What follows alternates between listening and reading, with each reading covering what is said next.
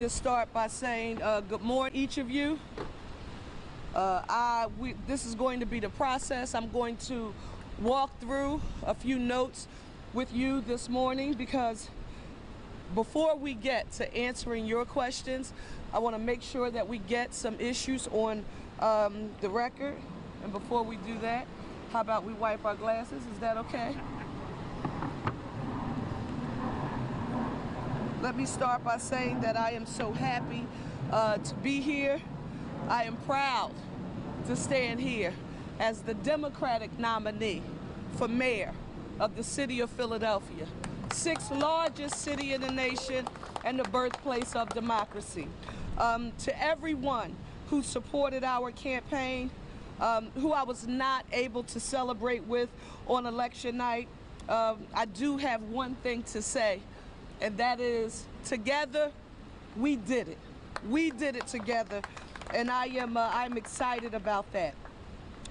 Our message has taken hold across the city, but most importantly, in the neighborhoods and the communities who are closest to the pain of gun violence, neighborhood blight, struggling schools, and quite frankly, a lack of economic opportunity. Now, with our win, to me, these communities, they are now closest to the power.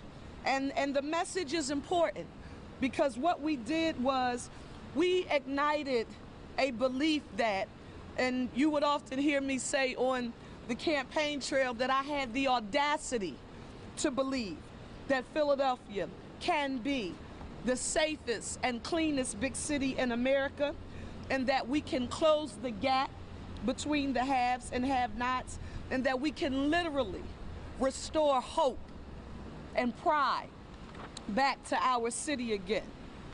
So that's relative to the campaign. Now let me get to the health and the root canal. If you Google root canal in our area, it is pretty popular right now. Let me just give you a tad bit of history here. Back in February, I found out that I had a root canal from about 25 years ago that had actually fractured. And I want to just note that, and I have to say this for the record because my dentist, and you will never know who he is, but my dentist has said, this is not fair. You have to tell them that I advised you. So let me say this. My dentist recommended oral surgery immediately, told me that there was no way that I could save the tooth. And I said, I hear you, I respect you, I appreciate you, but there is no way that I can stop right now.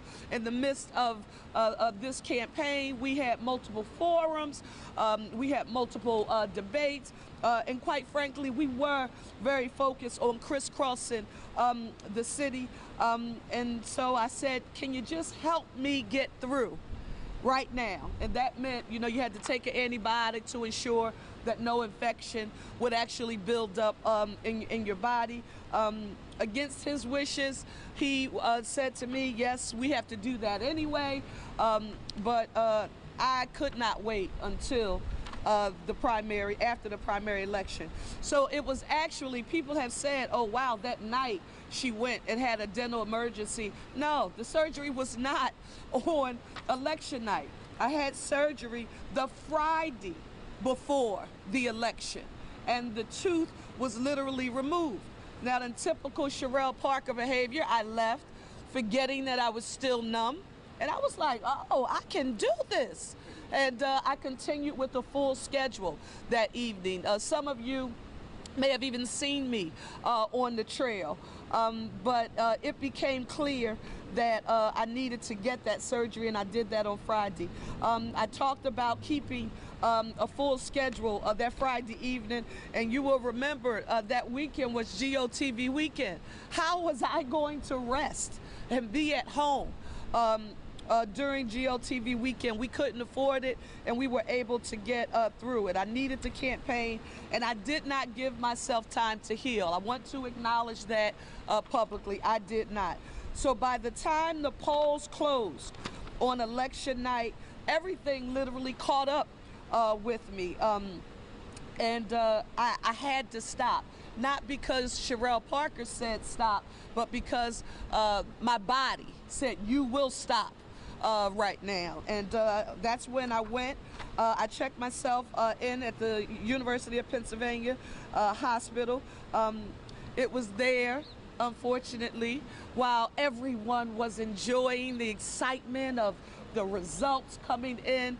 I had some company, maybe not the company I wanted, but I can remember while I was in the ER, the doctor came in and he said, well, they seem to be having such a great time without you. Talking about the headquarters. He said, and you're here with me. I was released that early that morning, and I am nearly back at 100% right now. I have to go back. For those of you who've had dental work, you know you have to go back for follow-up, and so I will be taking care of that. The next thing I want to address is the meeting with our governor, Pennsylvania Governor Josh Shapiro. For those of you who are familiar with me, you know that I have been a coalition builder and an organizer all of my life. And I know the power of delivering tangible results at all levels of government directly to the people of our great city. And I also know how important it is to have a strong relationship with our Harrisburg leaders. And so today, meeting with our chief executive here in the Commonwealth, it was no coincidence. It was very intentional that he be the first executive that I had the opportunity to sit down and talk with. Cherelle, what did you and the governor talk about?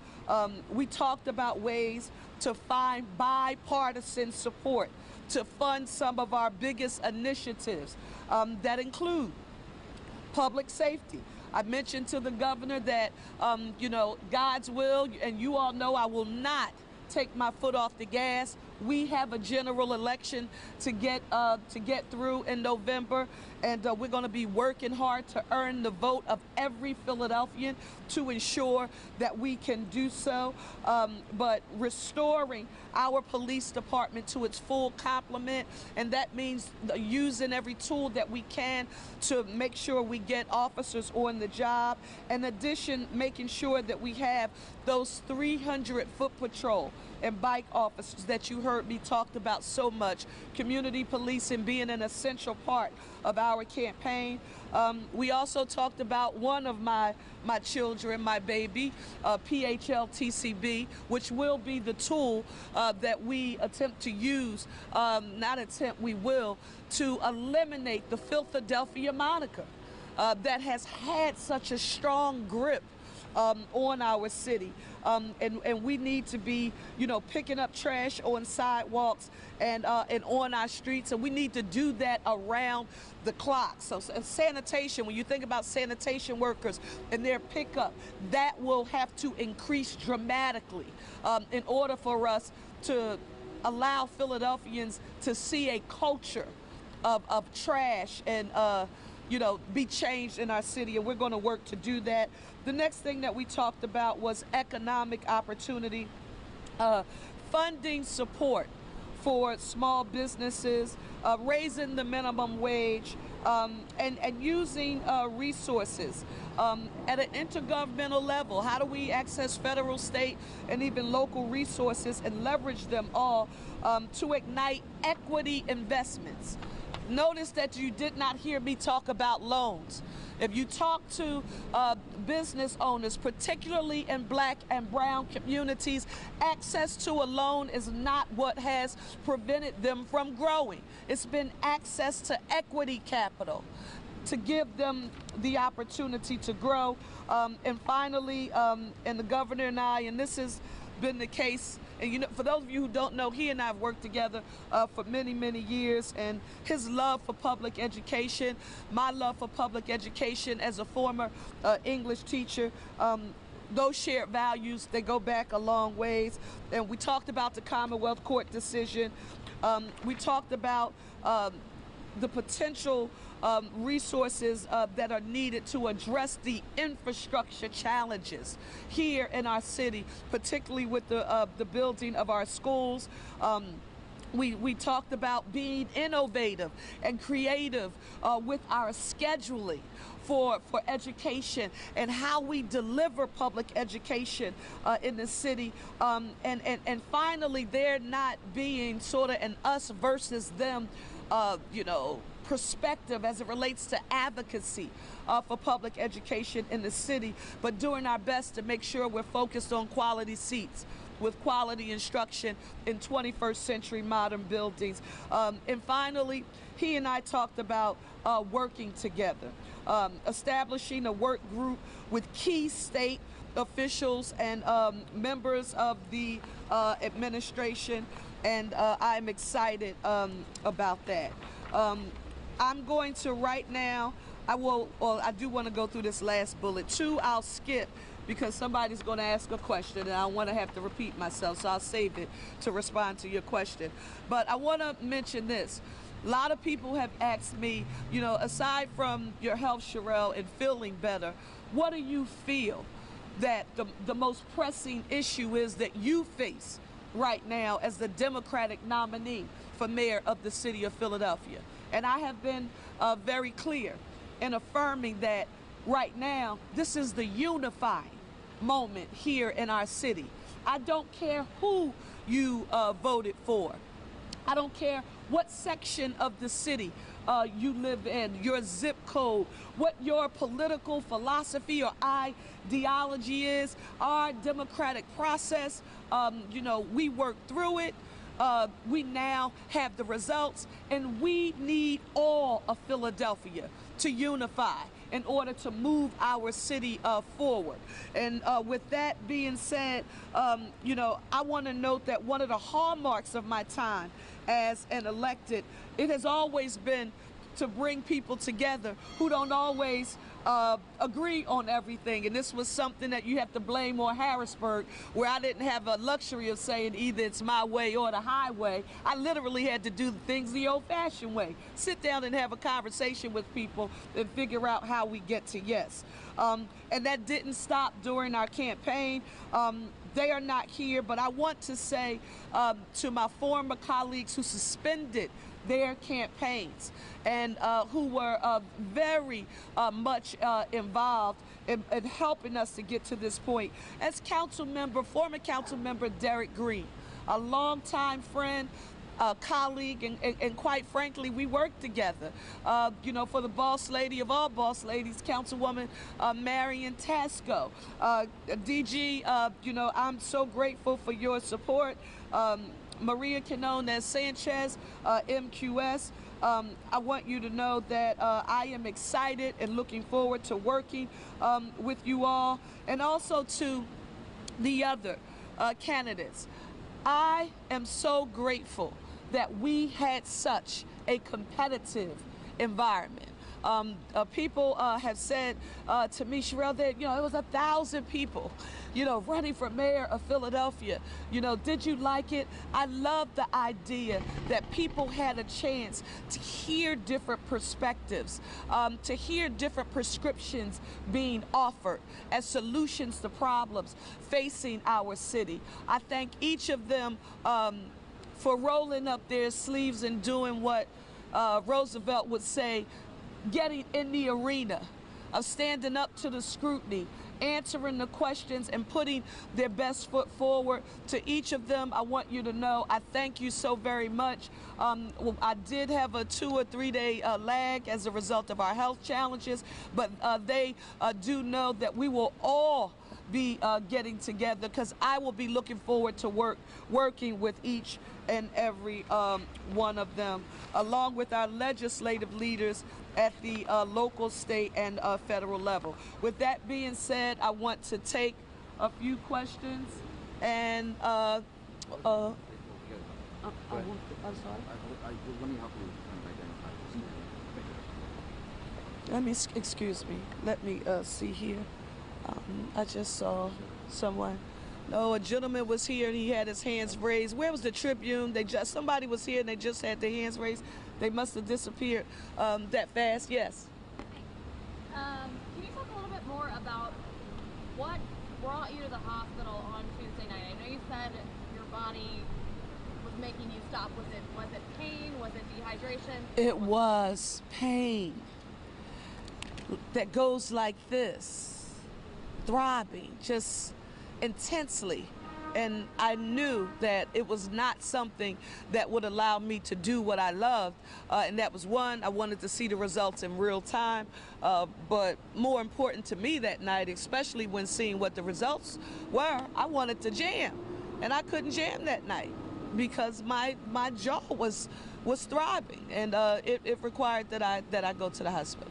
And you've been treated and you're not experiencing pain anymore? Well, no, listen, I do have to do follow-up because I think that there's some more things that I need to work on. But we're doing well. With a low voter turnout, 27% or so, and the number of votes that you've won, do you believe that you've been given a mandate to leave? What's the message to those who either didn't vote or didn't vote for you? Let me note for the record, and Jeff, I appreciate that question, and it's actually a very good one. We had a higher turnout than the last open mayoral primary. Let me state that for the record. I want to just say that one more time because sometimes when people read things in the paper, those facts aren't quite as clear as we would like them to be. We had higher turnout than the last open mayoral primary. However, turnout should be much higher than the 27% that we saw last week. And I would argue to each of you that is why this meeting today with Governor Shapiro was essential. Low turnout to me equates to apathy, frustration, lack of hope, believing in government, and they don't feel that a difference. Go vote why. Now, I'm not ever telling you that I believe that that is an excuse. It is not an excuse, but I know I will be super focused, intensely focused on ensuring that people, Philadelphians, get a chance to see their tax dollars at work in their neighborhoods, and that will help to make them believers. Finally, I wanted to say this. I did get some calls and text messages from some people who says, Cherelle, your old council district, the 9th district, they really showed up and showed out and supported you. You know, your old state house district boundaries, you really got a lot of support there. Listen, I want to be very clear. The reason that is, it doesn't happen through osmosis. It's because the people who live there, they have grown accustomed to making a connection between government, the delivery of city services, and what it means to their lives. The converse is also true, right? If you don't believe that government can work for you, then you don't participate in the process, Jeff. And too many Philadelphians don't believe that government can work for them. And we're going to be working very hard to change that narrative.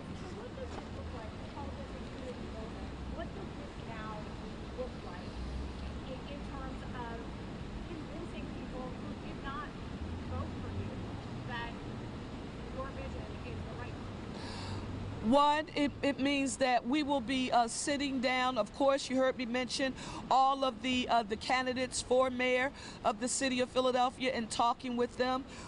We will also make sure that we continue to be in every community, communicating with stakeholders. Now, for those of you who know me, I'm a well-structured and I believe in organization, and I won't do anything haphazard. So if we are meeting with small business owners here in our city, I may do that by council district and have a meeting with small business owners per council district.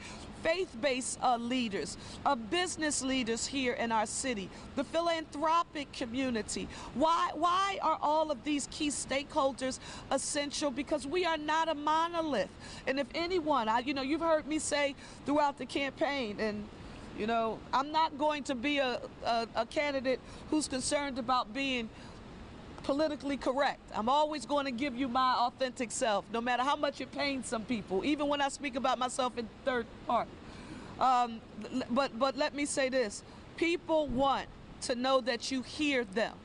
They do not want policy prescriptions being implemented, designed and implemented without knowing that you hear them. Now, while we're going to listen to all stakeholders, I also want you to know that there are going to be some people who are not going to like, some of my decision making.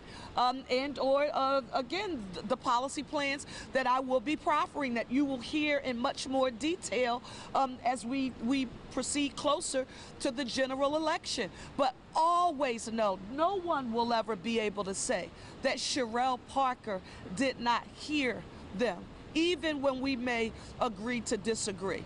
And I don't care who you were. I told you I wanted a coalition that transcended race, class, socioeconomic status, religion, gender, sexual orientation, identity, and we did just that. You all can banner about what percentage of what for each part of that coalition, but every part of what every constituency that I just described, they were a part of the Parker team, and I am extremely proud of it. But the election is over. Now it is time to get prepared to win the general election, right? And that means our Democratic Party, all of the stakeholders who helped us, those block captains and committee people and ward leaders who were on the ground. Never forget their work, coupled with the other stakeholders, labor. We all know the building trades did an awesome job. Clearly, they were a strong foundation. The carpenters, SCIU, Local 427 and 403, out of the sanitation workers and the streets department. Can't think of the local Sincere and Aaron, but Fred Wright comes to mind. A local out of District Council 47. All of those folks who were an essential part of allowing us to have this victory, they're the foundation of the coalition. But now the coalition includes all of Philadelphia, and I won't have it any other way. Yes. I'm sorry. How will you balance the need to hit the ground running and get this transition rolling while still facing another election? Well, now, but Pat, that is an essential question. One of the things that I am working on right now, because that structure is extremely important, and quite frankly, I can't wait until, when is the general elections? November the 7th? So, I can't wait to November the 8th to begin working to put all that we need to put in order together. So I'm working on actually building a formal structure outside of the politics, outside of my campaign structure, that will actually give me the ability to staff up, because I can't do all of this alone. I will need staff to actually carry through the organization of the meetings with the stakeholders, plans that we have to put together. So we're working with some of the best and brightest lawyers in the city, and it was such a good question that you'll be hearing from me very soon with hopefully what will be the formal structure that we've put together. But we've been on that for a little bit now. Cherelle, do you plan to debate? You were stating about not being politically correct. One of the things we'll talk about is constitutional stop the spread. Are you going to work on coming up with a framework for how that'll be when there is a Parker administration? One of the things that you heard me say, that unconstitutional stop and frisk in the city is not legal, because Cherelle Parker formally introduced the legislation in our city to say that there is no place for unconstitutional stop and frisk. With that being said, Terry stops are what I wholeheartedly embrace as a tool that law enforcement needs to make the public safety of our city their #1 priority. It is a legal tool. A crime must be committed, or they must know that it is going to be committed in order for them to have the just cause and reasonable suspicion to stop someone. They are called Terry stops. There are people who consistently want to use stop and frisk as because it's a very intense, and quite frankly, it's painful, particularly for black people like me, right? And a mother of a 10-year-old black boy, and coming, you know, living at the intersection of race and gender all of my life. I know what it's like, and I've seen what it's like, particularly when I've had black men, you know, who I've loved and cared about, stopped, right, for no apparent reason other than the fact that they were black. They were black men. I know what that feels like. And again, we get through the general election, and under no circumstances will that kind of behavior be allowed to exist in the Parker administration. I just won't tolerate it. But I'm also going to make sure that Terry stops and every other legal tool that is needed, paired with great training, right? And zero tolerance for any misuse and or abuse of authority is available for our police department. Do you plan to debate David Owen? I'm sorry? Do you plan to debate David Owen? If so, when? We will get through into a general election. I will then work formally with my campaign team, and we will decide what the parameters are for how that will go, but we will work on that then.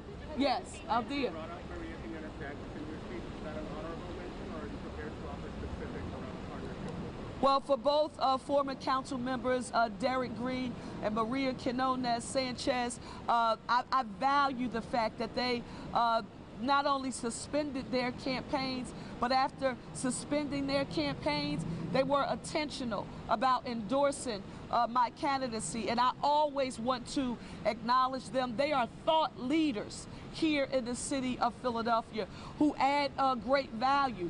And specifically, what does that look like? We will figure out what that looks like in the future, but right now, I want Philadelphia to know that the two of them, you know, it's particularly when I think about the Latino community, you talk about the formula. I'm thinking about the stakeholders, Tina Tartaglione, and you know, you get in trouble, you start calling names, but my former colleague Angel Cruz and Danilo Burgos and Jose Cherelle and Carlos, just so many people who were a part of helping to make that happen. But my former colleagues, they are extremely important, and I look forward to working with them in the future. Yes. I can't hear you.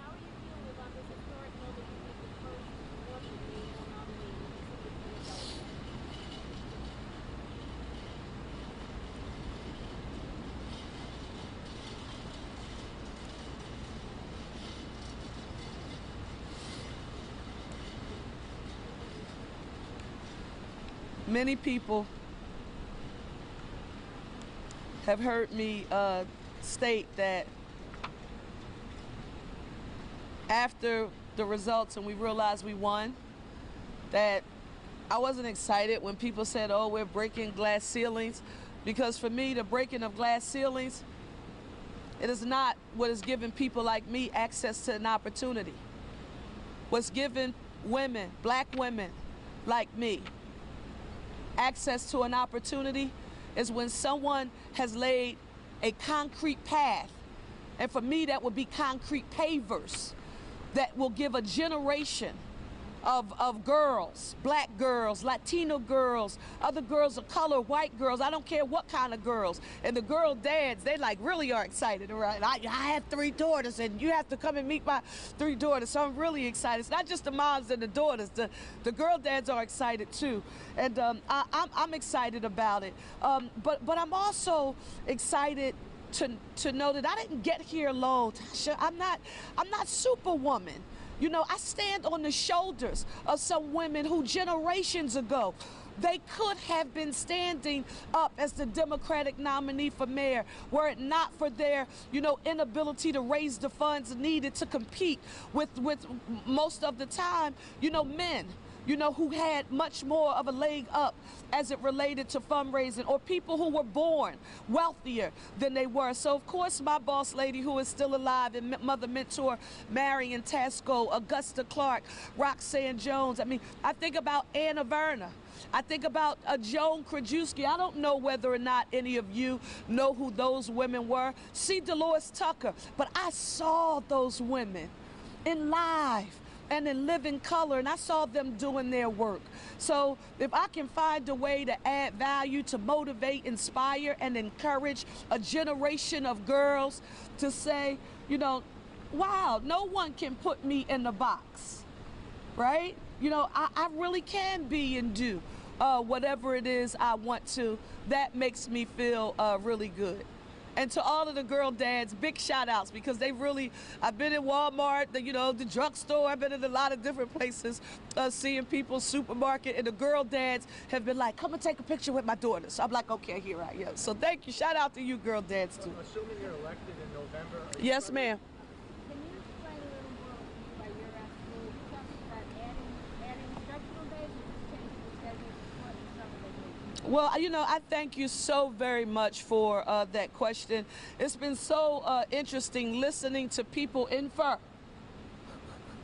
what it means without asking the question. So the one thing that it doesn't mean that I thought I made clear on the campaign trail is that our children would be sitting at a traditional school desk in a traditional classroom from 7:30 in the morning to 6 o'clock, at night with a traditional instructor. If that is how you interpreted my recommendation that this be something that we, explore and potentially use here in the city of Philadelphia, you've gotten it all wrong. Some of the things that you heard me talk about was school opening. And this is not just for educational opportunity. These are also economic development issues. Schools open at 7:30, as early as 7:30 in the morning, because parents need to get to work.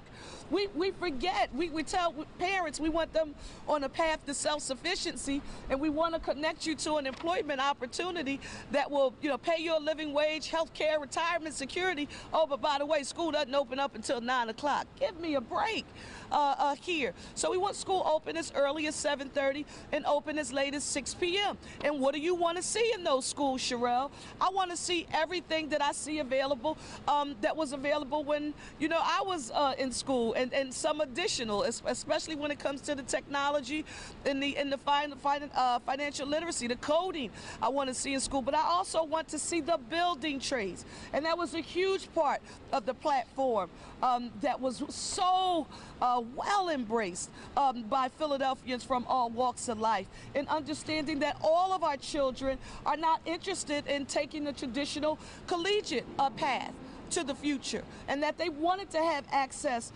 to those careers available in the building trades, and to have the building trades willing to, say, listen, we know that this is a part of your platform, and, we want to help you. And as a matter of fact, these are some ways. That gives us something to look forward to. So let's just talk about, when you think of year-round schooling under a Parker administration, and I was happy to see the superintendent talk about a potential pilot, because if you looked and read my plan as it was proffered, I talked about a pilot as well, and you get a chance to see what it would look like here in the city of Philadelphia. That is a certain number of schools at the elementary, middle, and high school levels, but I'm really looking forward to it. And that's why, again, the conversation with Governor Shapiro, our legislative leaders, I've spoken with all of them in Harrisburg. That's why that relationship is so important. And quite frankly, a relationship, the bipartisan relationship in Harrisburg, is extremely helpful. This is going to be the last question. Last question? Yes, ma'am.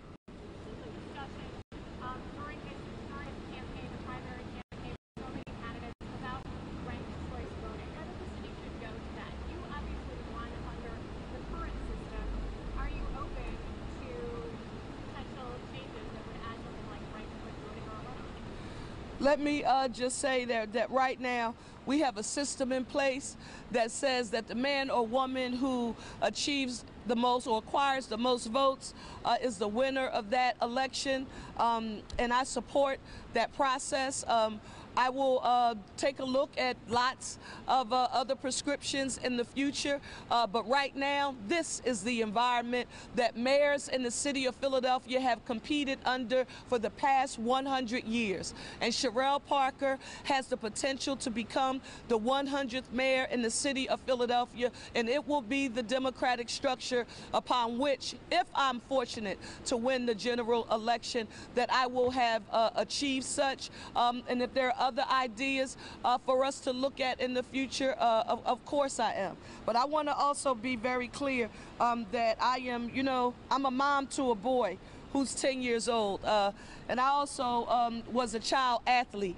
I ran track, and I was a cheerleader.